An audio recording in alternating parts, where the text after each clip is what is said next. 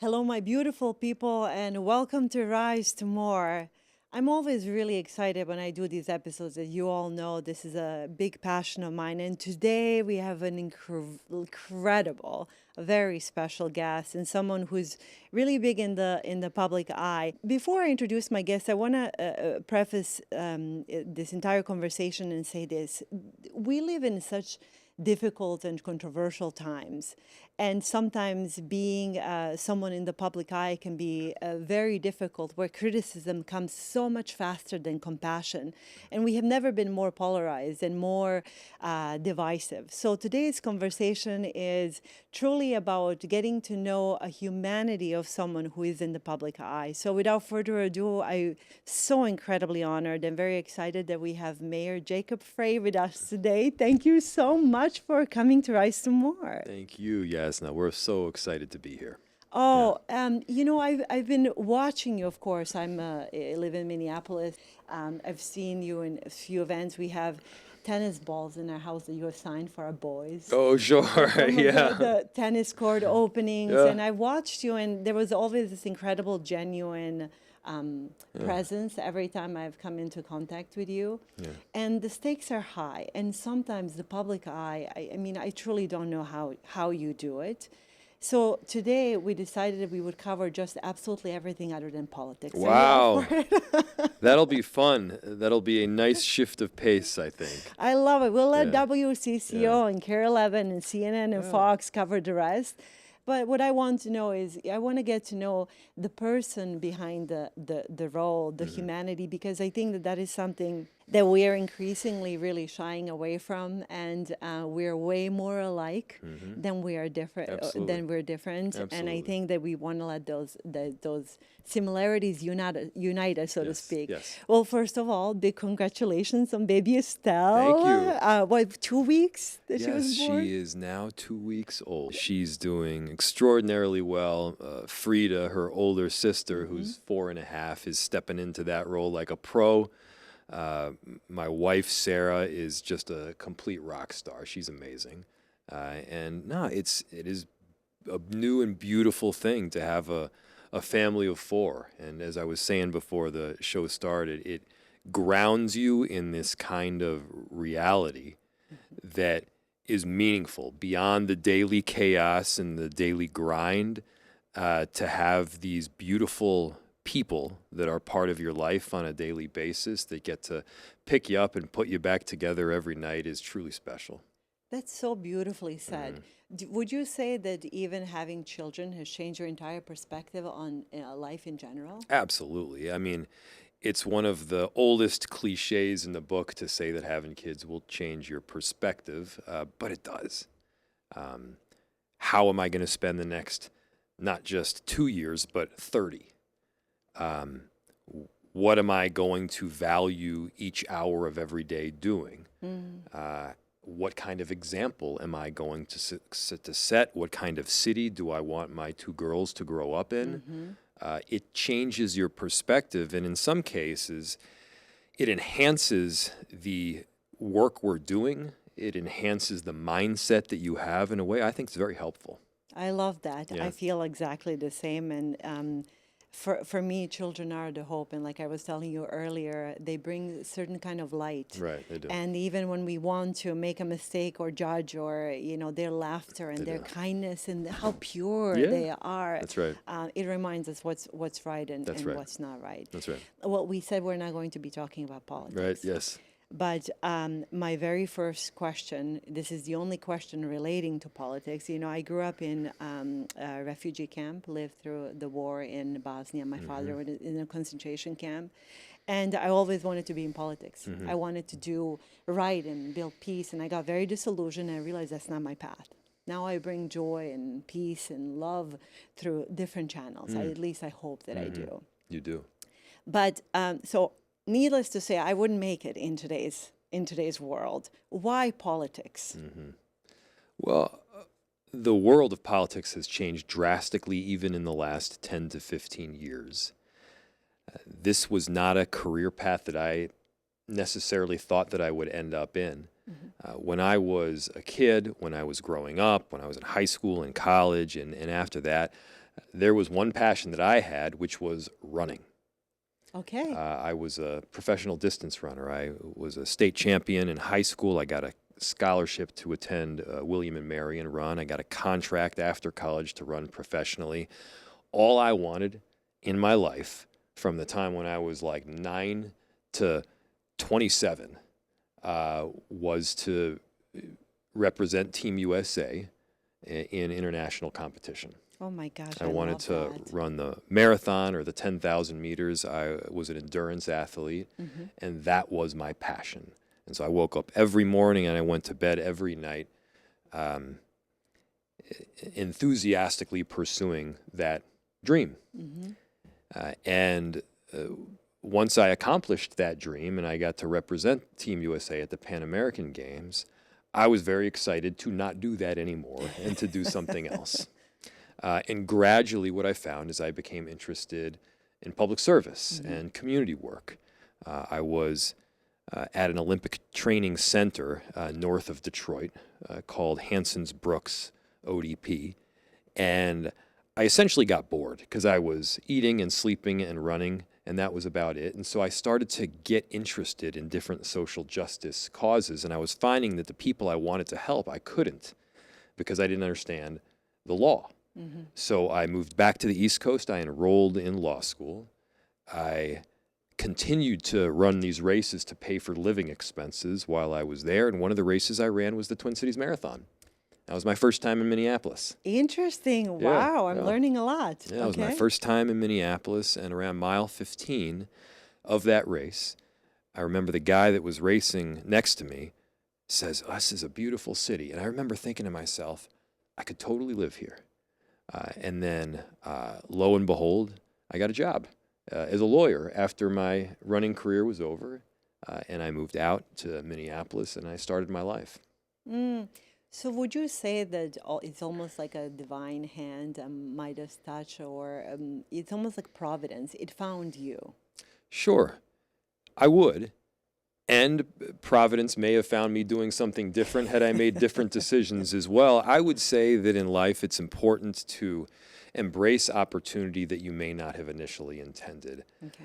Growing up, never in a million years would I have said, oh yeah, I'm going to move to specifically Minneapolis in the Midwest of the United States. I'm sure you never thought that you would end up here. Never, but I'm happy I did. I'm happy I did as well. I love this city more than anywhere else in the entire world. It's the city where I'm raising my kids, where I met my wife. It's the city that I call home. But growing up, I would have assumed after my running career was done, I would have settled down somewhere on the East Coast, Philly, New York, D.C., probably one of the three, and gotten a job. Who knows what I would be doing, but that's what I figured would happen.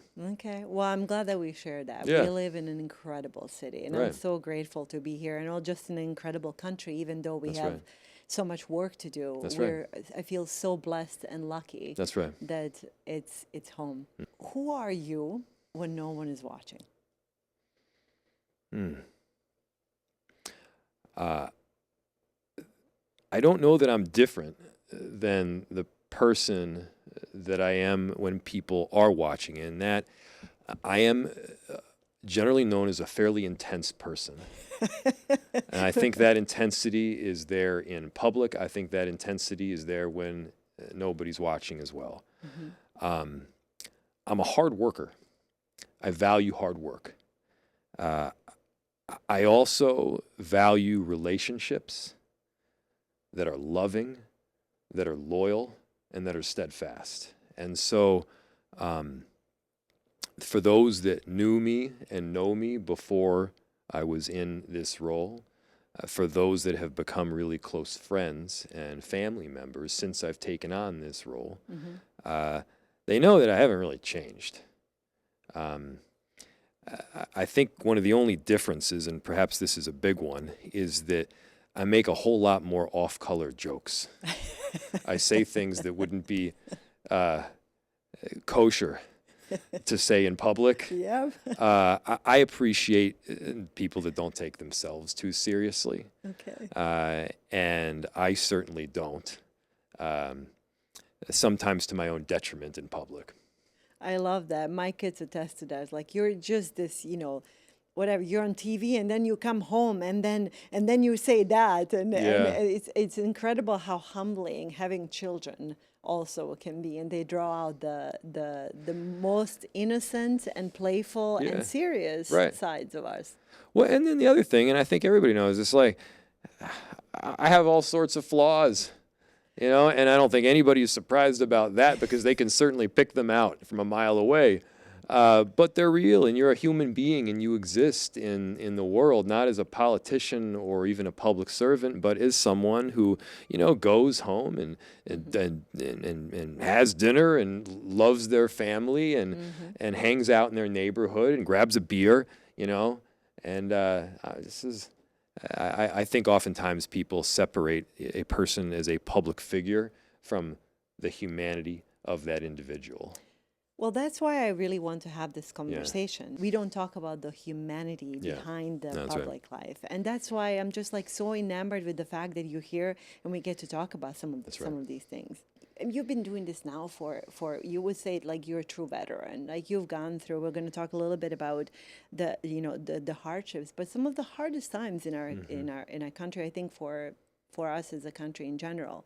What has been the hardest lesson that you have learned about yourself since becoming a mayor? You learn all kinds of lessons as mayor, but I think those lessons, the rate of the teachings increase dramatically when you go through some sort of crisis. I am not the same mayor as I was when I was elected, and I took office back in 2018. I am not the same person.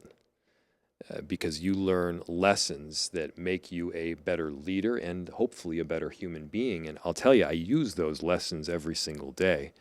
The strongest and most important lessons are not in any single policy or agenda or platform.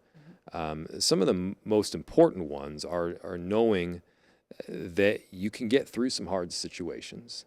You develop thicker skin. You recognize that your self-worth is not indicated by the number of people that are cheering for you in the moment, because some of the things that, looking back, I am most proud of were when I was getting pretty publicly shamed, but I did the right thing.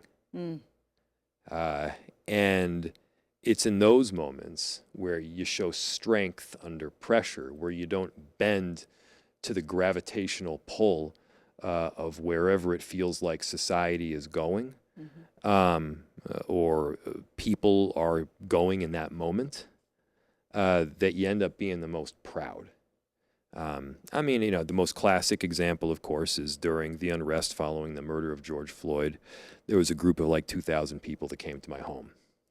Oh, I remember. Yeah, We all remember. and they asked me to defund and police. abolish the police. And I said, look, hey, we need massive culture shift. We need huge reform of our police department, and I am 100% on board with that. But am I going to defund the police? No, I'm not. And I got publicly shamed and spat on. I had all sorts of stuff thrown at me. And I remember thinking in that moment, my political career might be over, but I'm going to sleep just fine tonight because I'm certain with every bone in my body that I did the right thing. And lo and behold, that moment, which at the time was pretty embarrassing, we now use in campaign ads, because that was a moment that was hard, where I didn't just go with the political winds of that moment, but I did what I believe was right. And now that position is held by virtually every single politician out there. Not at the time. At the time, everybody was caving. But now. And it's those moments that I reflect on and I'm proud of. But in that moment, no, it certainly didn't tickle. And so once you've been through something like that and you survive, you get sort of the opposite of post-traumatic stress disorder. You get post-traumatic growth.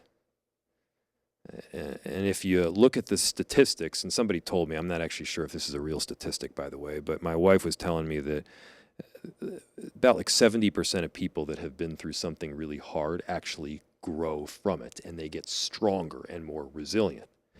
And I like to think that I'm in that category.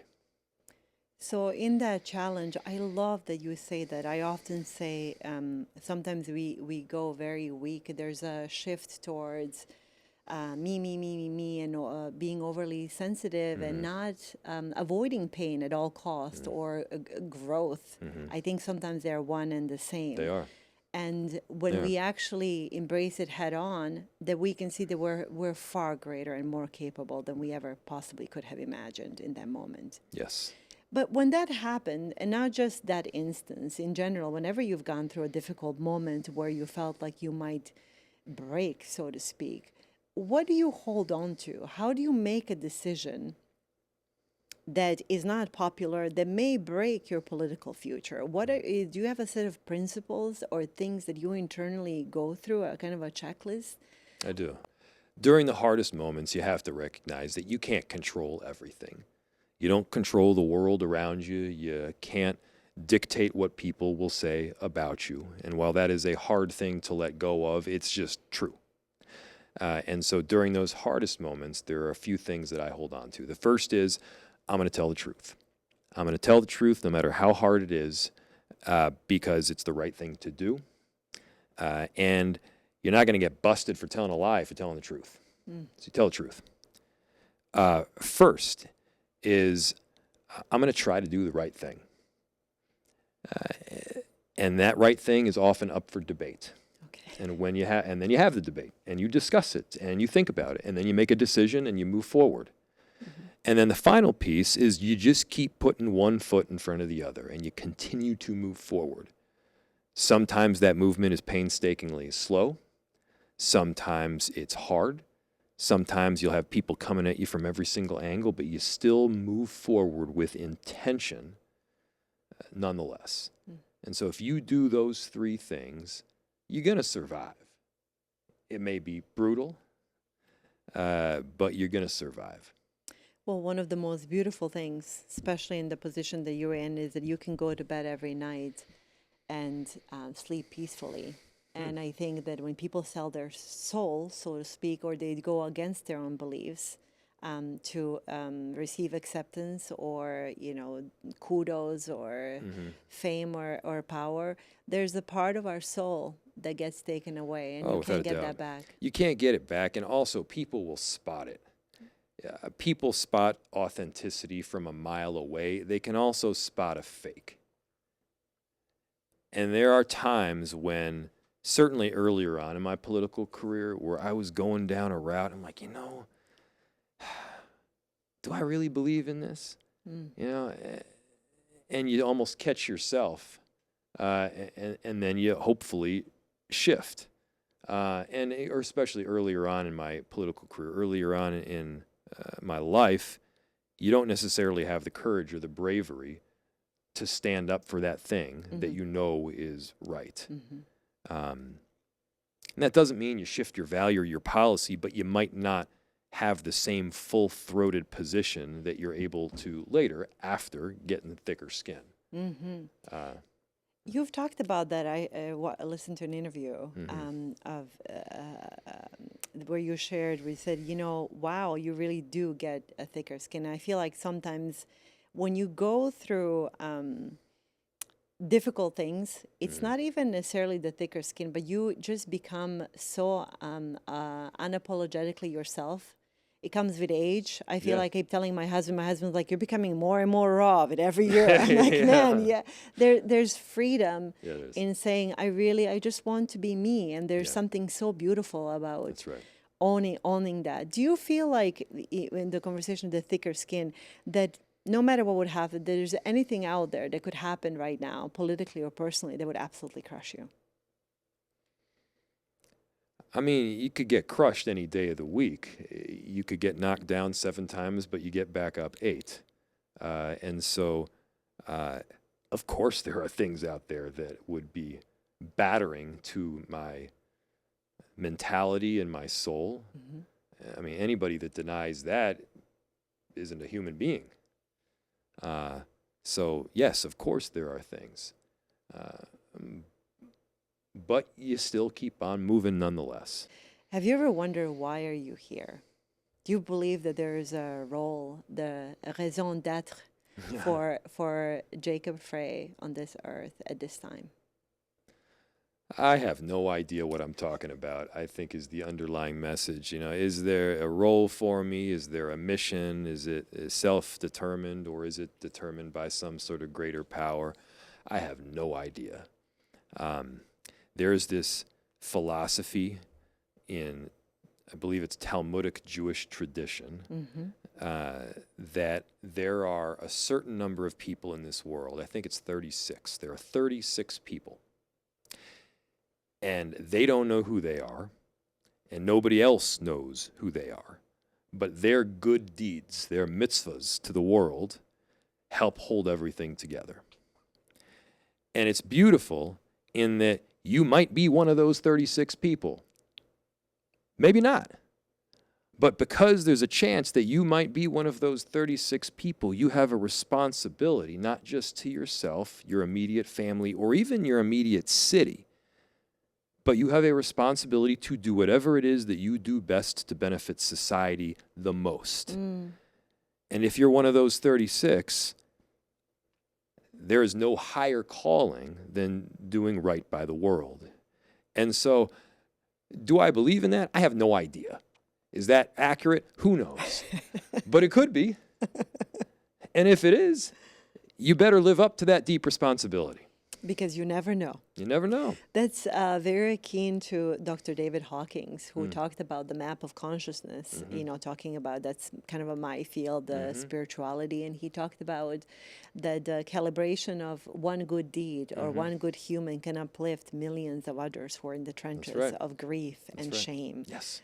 And I think that every kind word, every positive thought, every action contributes to the goodness of this world. So when you were saying that, I teared up because I just felt that, when you know that there's an inherent truth, you can't explain it, but you just know that it is so. That's right. So that's really beautiful. I'm curious, you mentioned the Jewish tradition. Would you consider yourself a man of faith? Are you spiritual? What is your spiritual life like? I don't know that I would consider myself an incredibly spiritual person. I am a person that values tradition and culture, and I love my family. I don't think that's unique to me at all, obviously. My mother is the ethnically Jewish person in our family. My father was not. That being said, I don't think my mom necessarily believes in God. I don't know that she believes in a higher being, but she does believe in tradition. We've been doing this for thousands of years, and so you better damn well do it yourself. We eat bagels and lox on Sunday, not because it's got some sort of deeper meaning, but because my parents did it, and their parents did it, and before that, and there's all sorts of traditions that you have. And it's those traditions that make you feel bound to one another. It makes you feel part of something that is greater than yourself. And so I don't know that there needs to be a deeper meaning. Such a big part of life is just enjoying the passage of time. And that enjoyment is enhanced if you're doing it with other people. Yeah. And see, listening to you speak, I would say that you're deeply spiritual just by the words that you're choosing, the deciding to do the right thing every single day, bringing joy to other people's lives.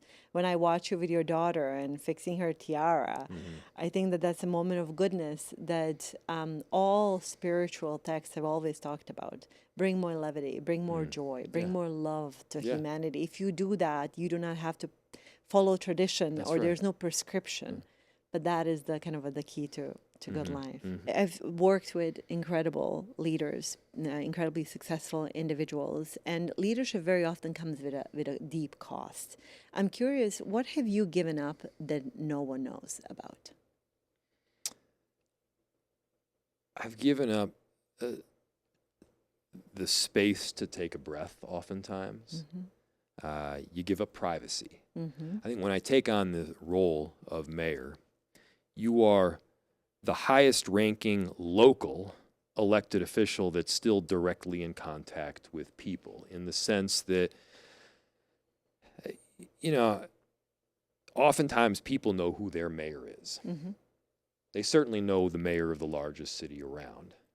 And that mayor doesn't have, usually, a mansion that's walled off from the rest of the public. I live in an apartment, and when I walk out the door, I'm on the street. Mm-hmm. There's this kind of direct connection with the people that you are charged with serving. Mm-hmm. And it's both beautiful in that you get to go hand in hand with the people of the city facing some of the most challenging circumstances that the world could offer. And that is amazing and beautiful.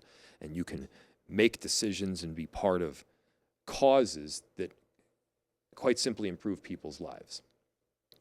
It's also hard in that while I expected the change of my job when I first became mayor in terms of kind of the daily grind of the work, you go into a meeting and you make some decisions, and you go out to a community event and you cut a ribbon, and maybe there's a controversial item along the way,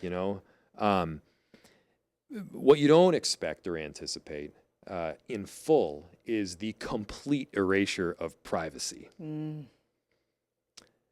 When I walk out on the sidewalk, within 2 seconds, I'm the mayor. Mm-hmm. And it doesn't matter if I'm alone to go for a run and or have with a breath, family. or I'm with my 4.5-year-old kid.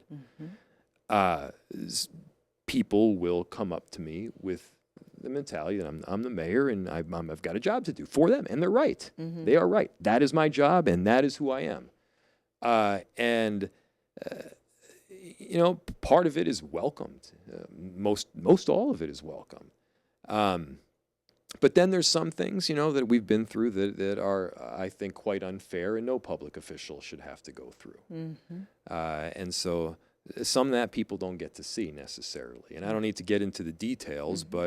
but I will say that, everybody, regardless of who you are, should have the space to also just be a dad and just be a husband. Yeah, how beautiful. I wish that for you. Yeah. I will pray that continues to happen. Mm-hmm. And I feel like there used to be a world where we could delineate between the two a little bit more. Mm-hmm, mm-hmm. Unfortunately, it's just, whether it's social media or just all of us have become astute politicians all of a sudden. Yes.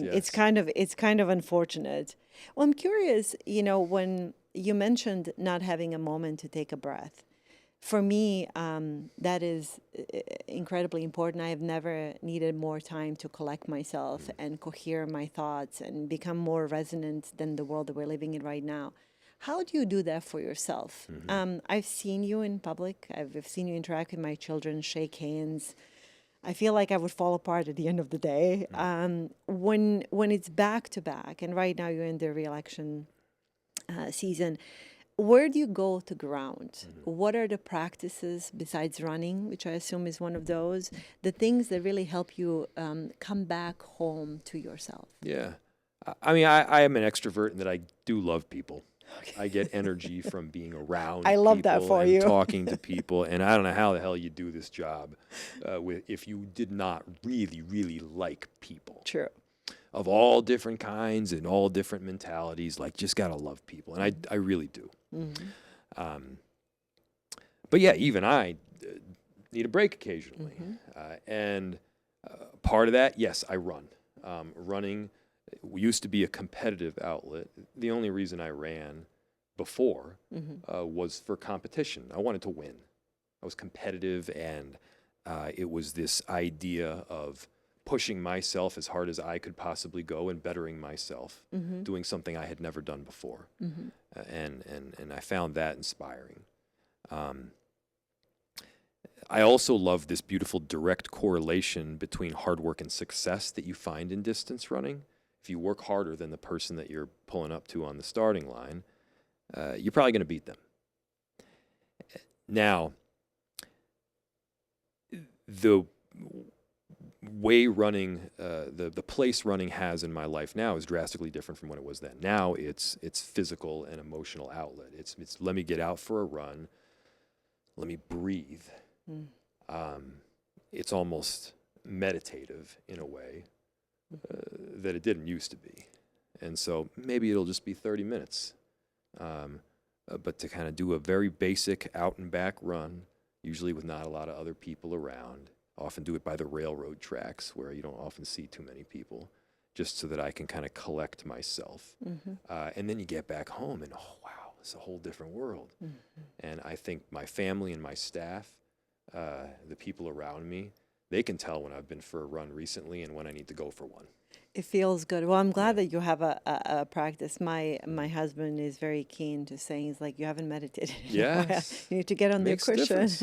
It makes a huge difference because I think that we lead better when we are do. more coherent. And there's a science that talks about our energies. That's right. Right now, you and I are sitting together, but we're in each other's energies that can actually be calibrated and measured with instruments.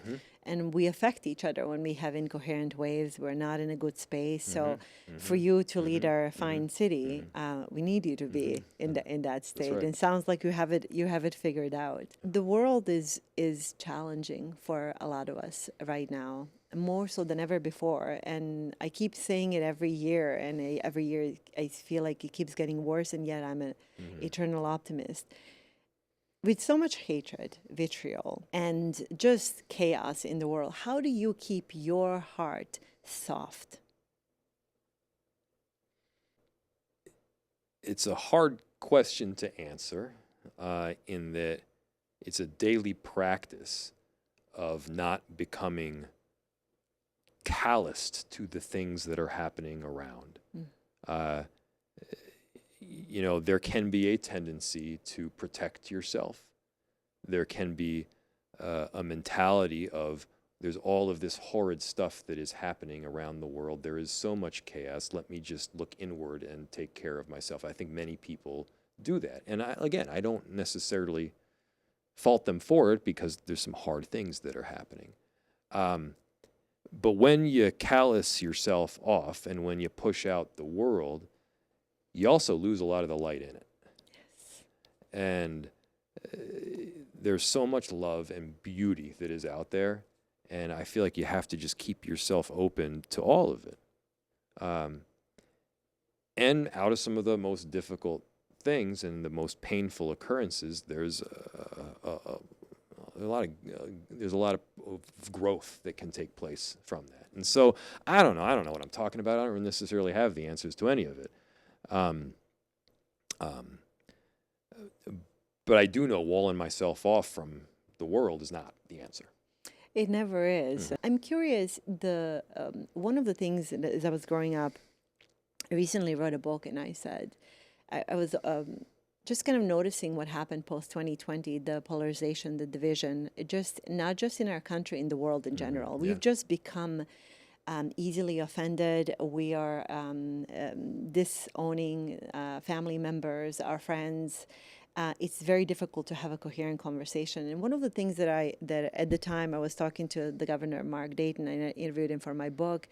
And I had this warning that people attack me for. It's like, we could come to all of these things that we're noticing are the things of civil war, precursor of civil war. Yeah, that's right, for sure. And you're like, Jasna, that would never happen in our country. And yet, just in general in the world, not anything specific. I'm curious, what do you think has happened to us in the last few years that we have become so intolerant as humans, as neighbors, as family members? I think there's 1,000 different underlying causes, and there's probably more than a few antidotes to the issues that we're facing right now. But you're right in that if you look throughout history, there are precursors to conflict. And I say conflict because sometimes it's civil war, sometimes it's world war, sometimes it's intra-country conflict between different factions and ideologies. Sometimes it's international, and frankly, we're seeing both right now at a heightened rate. You also see increased polarization where people don't want to talk to each other. You see a gravitational pull to the extremes where, a lot of it stems from people's mental state, I believe, in that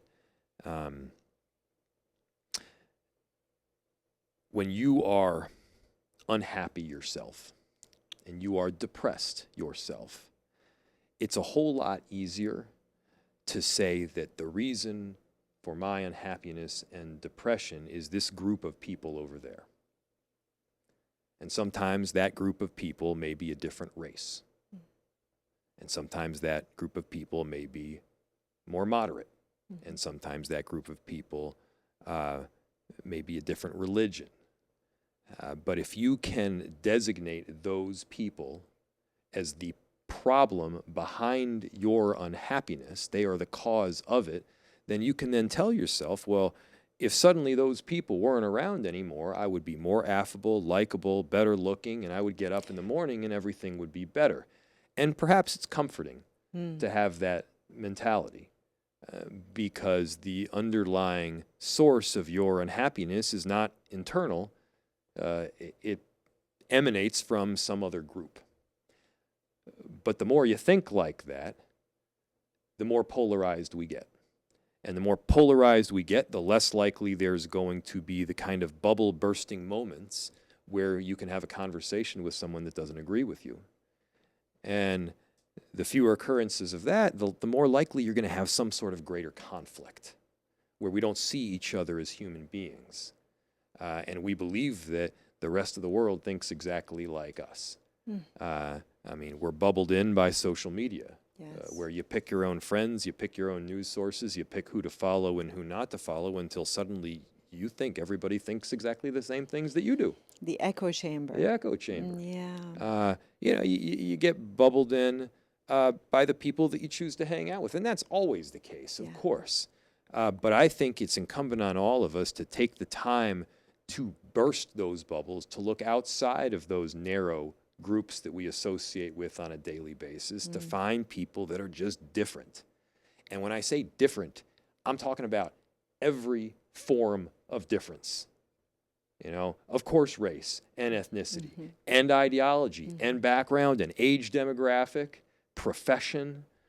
Go talk to people that are totally different from you and hang out with them a little bit and get to know them. And maybe they're pretty awesome. Maybe they're amazing people. Oh, that is such a beautiful answer. Oh, go walk your dog. Go walk in the meadow barefoot. Get yourself happy. Focus on some of those things. I'm going to refer back to Dr. David Hawkins. He's passed away, but my spiritual teacher, and he'll often, he'll talk about you can choose righteousness or you can choose the spiritual path and love. Yeah. It's a choice, and that's so beautiful. Right. Beautiful. Who speaks truth to you when it's really hard to hear? My wife. Isn't it always the wife? Yeah, Sarah. I mean, Sarah is, anybody who knows her, she is honest and sarcastic and blunt and doesn't take herself too seriously. She's able to both bring me up a notch and kick me down a notch, depending on which is necessary in the particular moment. She picks me up and puts me back together every night. And she's got this kind of strength that is inspirational. So, no, without a doubt, it's Sarah, and it changes throughout your life, I mean, my parents obviously have had a huge influence on my life. I say that everything I am is because of my mom, and everything I want to be is my dad. And they just moved back to Minneapolis? They just moved here, not back here. Here. Right, they moved, they're East Coasters. And they moved here from Washington, D.C. area. Big deal. Big deal, like a week ago. Okay. This is a massive change. Yeah, I saw your dad dancing in Yes. social. Yes. Like, what a great spirit of a man. Yes, yeah. They were both professional modern ballet dancers. Oh, wow. They danced in New York City and then for the Netherlands Dance Theater. And so their background is in dance. Oh, that is really beautiful. I love that. I'm so happy for you. It's always beautiful to have family close by. And That's right. I know that my husband listening to this conversation, like wives rule, just always remember Oh, without a doubt. that. I mean, I'm sure that's where he gains his inspiration. I'm sure you're his Well, rock, you know? I do the same for him. He's my anchor, and I think that one of the best things I've ever done was to marry my husband. Yeah. But there's something so incredibly beautiful about having an anchor, whether it's a spouse or a brother or a parent, but someone who can, who knows you for who you really are, and who can say things as they are lovingly and really help you. You know, you're in a position that very few people will ever get to. You are successful. In by probably by all standards. You should talk to a few more people. I think they disagree with you, though. Well, this is my objective opinion, and it's interesting that I'm curious. What is something about being in this role, about leadership, being at such a high level of public eye, and your that very few people know about?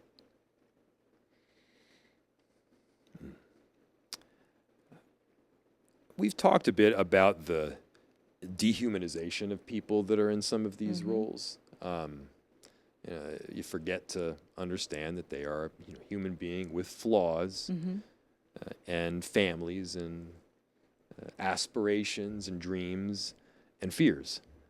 And I think oftentimes people will associate an individual so much with like a policy or a speech that is made, and that ain't who you are. You're not a speech. You're not a policy stance. There's these amazing leaders that I've had the opportunity to connect with, and you get to know them while going for a walk or a run or having a beer with them, and kind of you get an extended feel for who the individual is beyond any of these stances, and I think that's the special part. Don't you think that there's a certain level of greatness to people like yourself? I mean, you don't happen to be in a role that you are without having an ambition, without having an intrinsic greatness. I mean, the podcast is called Rise to More. I want to rise to more every single day. It doesn't mean I need power or fame, but I want to be better than I am. And I want to try and strive towards greatness. Yeah. So I'm curious, your relationship with greatness in general, the ambition, the need to excel beyond just what's right to do. I think everybody's got the ability to achieve greatness, and everybody's got the ability to fail miserably, and certainly I have experienced both, and I think everyone has. You try to be your best version of self. When I get up in the morning, I go out for my run, I come in, I take the shower, whatever it is, your routine. One of the things that I always say to myself, almost a mantra, is find a way. Find a way, especially through some of the harder times. Find a way to make it right. Find a way to fix it. Find a way to achieve some policy endeavor, whatever it may be. Find a way to be there for my family. But that find a way mantra is something that works for me. And that is what sets my general, north compass towards achieving greatness in my mind. Now, that may not be greatness in anybody else's mind, and I think at some point you got to be okay with that. I'm not yet. I still, of course, no matter how many times you say, I don't care what anybody else says about me or thinks of me, you still care a little bit. We all do a little bit. You do, of course you do. But over time, again, you get to operate more in a state of meaning for yourself. Yeah, I love that. Find a way, because that is a mantra. Is this like when you're brushing your teeth? You're like, find a way. When you're running, find a way. Yeah. Figure out. Do you believe in writing goals and kind of like creating a vision for yourself that you can walk towards, or do you think you're just like, I'm just going to do today right and see where it takes me? As a kid, I definitely did that a lot. I mean, very goal-oriented. I was a weird kid in that sense. I was a very intense kid. And again, at the time, it was about running. You know, I was so passionate and so excited about running specifically. And I would write the goals down, and I would set them, and I would use the date that I've got to hit that goal by and exactly what I need to do. Some of them were time goals, like they need to run so-and-so time in a 2 mile. Some of them were career goals, relationship goals, whatever it was. And it got pretty ridiculous.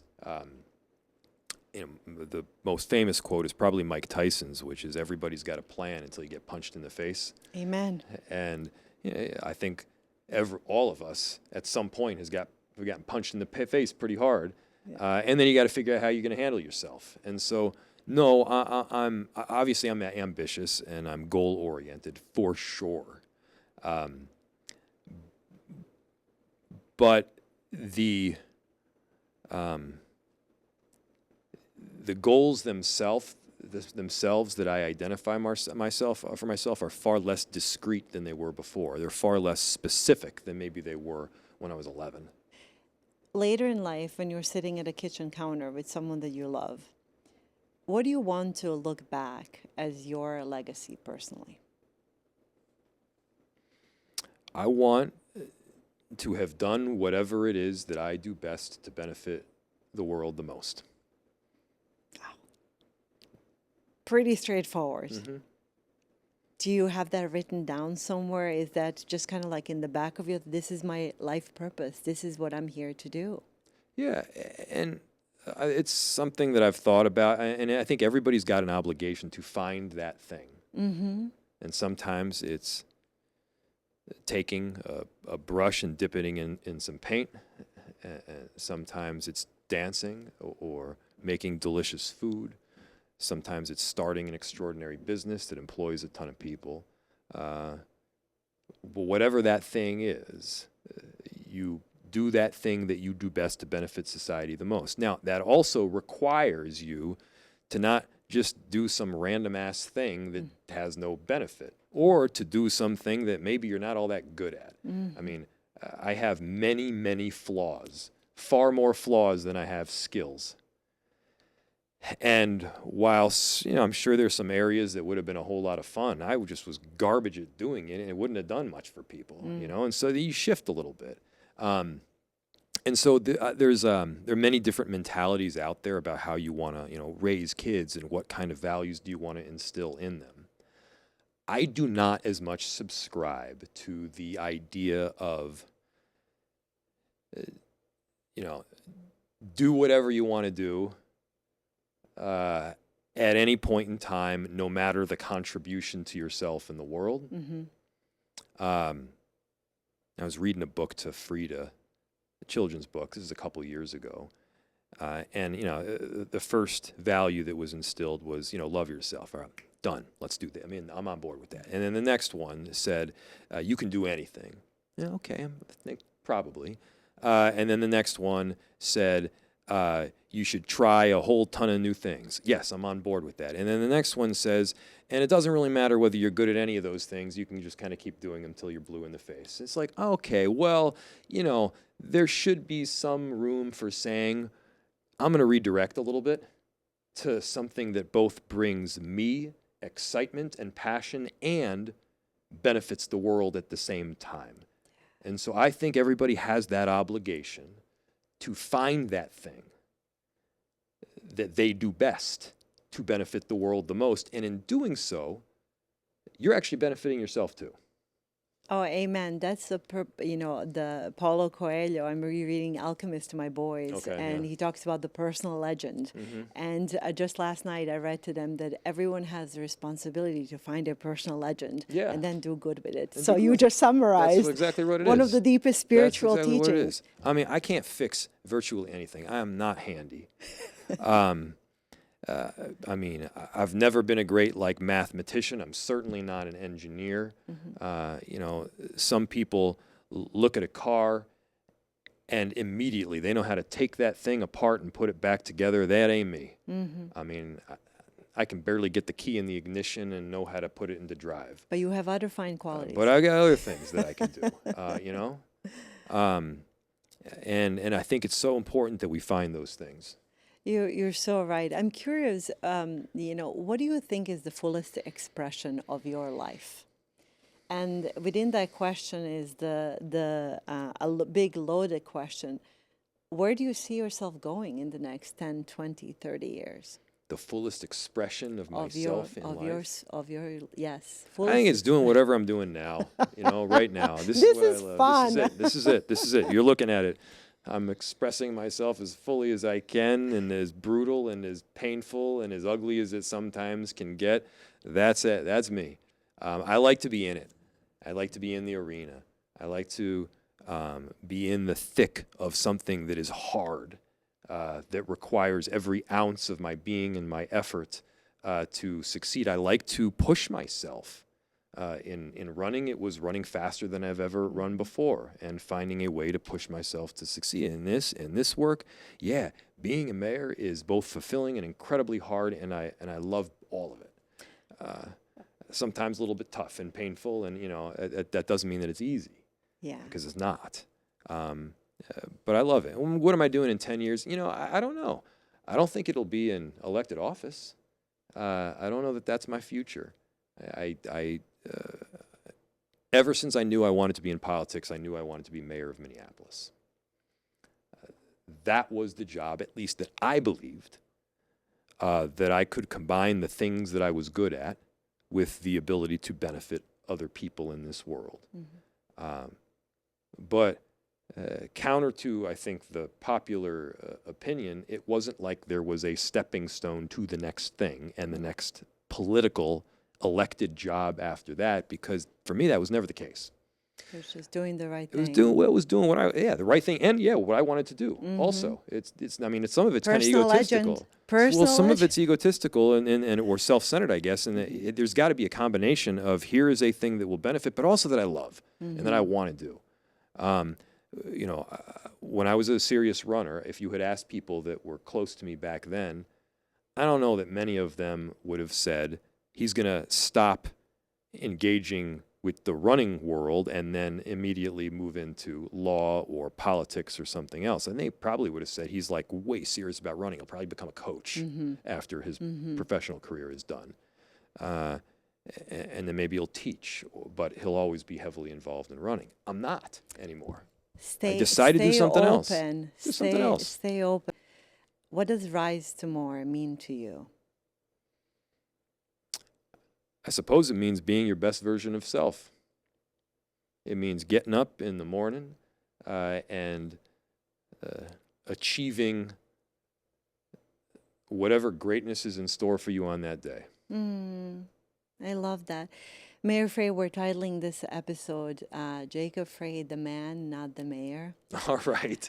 I am really, really thankful for your time, for your spirit. I'm thankful for the courage that you have had over the last few years. I don't know how you got through that, but you did. Most people would have broken. We call you the war mayor, wartime mayor, because that was incredibly hard. I just really want to thank you for taking the time out of your incredibly busy season to come and talk about who you are, not the policies, but the heart and the humanity behind the role. And I'm glad that I got to know you better. It truly is a privilege, and I can't thank you enough. Likewise. Thank you so much. Thank you so much for the time.